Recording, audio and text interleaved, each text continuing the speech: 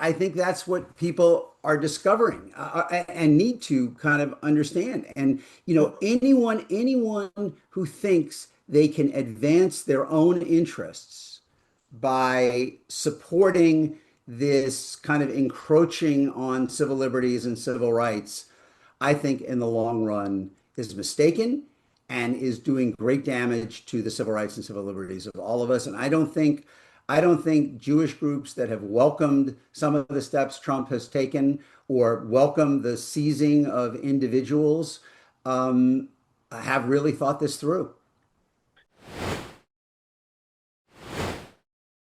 Ron, before we move on from higher education, there are those who say that, these elite schools really brought this on themselves by not denouncing anti-Semitism, by catering to social justice fundamentalists.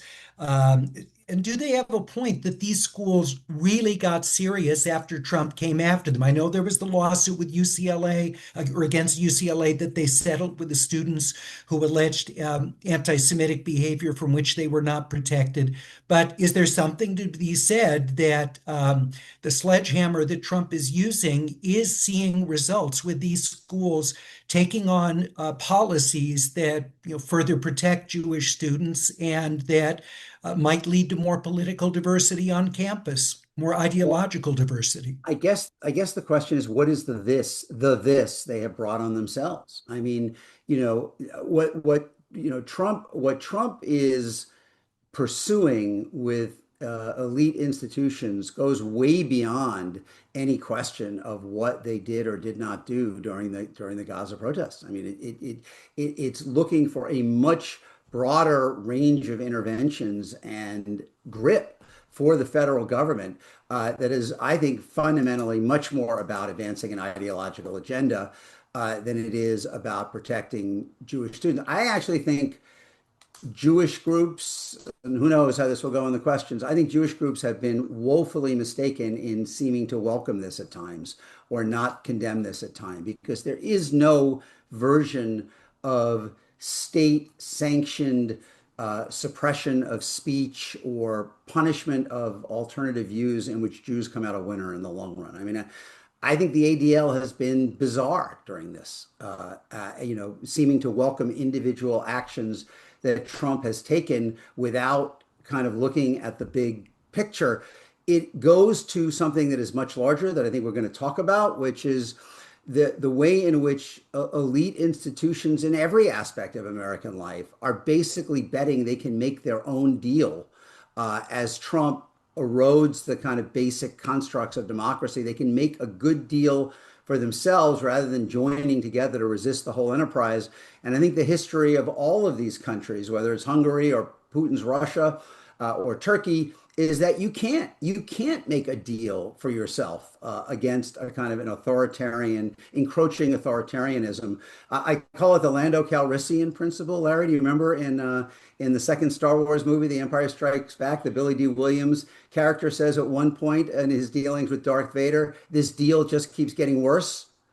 And I think that's what people are discovering and need to kind of understand. And anyone who thinks they can advance their own interests by supporting this kind of encroaching on civil liberties and civil rights, I think in the long run is mistaken and is doing great damage to the civil rights and civil liberties of all of us. And I don't think Jewish groups that have welcomed some of the steps Trump has taken or welcomed the seizing of individuals have really thought this through. Hi, I'm Pat Morrison, one of the hosts of America at a Crossroads. If you like this video, don't just watch. Head over to our website where you can subscribe for early access to new programs, see our upcoming schedules, and connect directly with our guests in our weekly live streams. Thank you for watching. Do you think what they're looking to do, though, these institutions, whether they're law firms, whether they're universities, are looking to buy time. Their hope is they'll cut some sort of a deal now. Trump will lose interest. He'll move on to the next shiny thing. And essentially, they'll claw their way back somewhat closer to where they were. Do you think this is really strategic, more than fear-driven, or the simple dollar amounts that are on the table here so vast, they're terrified of losing those funds and willing to do anything to keep them?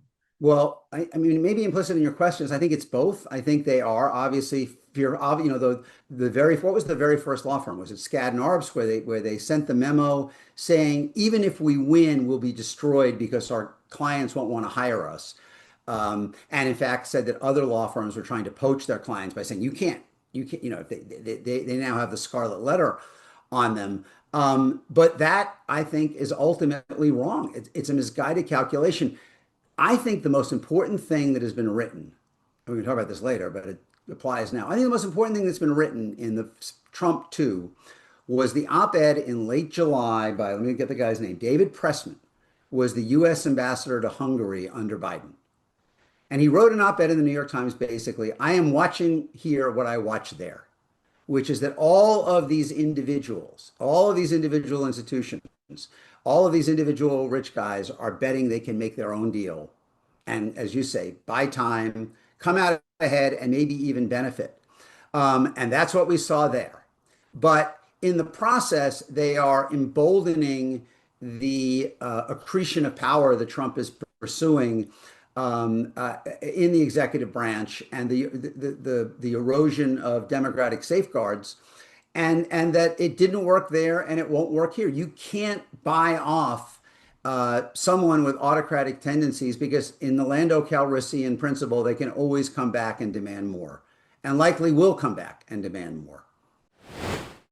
Next week, Wednesday, of course, 5 o'clock Pacific time, retired U.S. Army Lieutenant Colonel and national security expert Alexander Vindman will be in conversation with Madeline Brand. You know they're going to be talking about Russia and Ukraine. So until next week, from all of us at America at a Crossroads, thank you so much for joining us.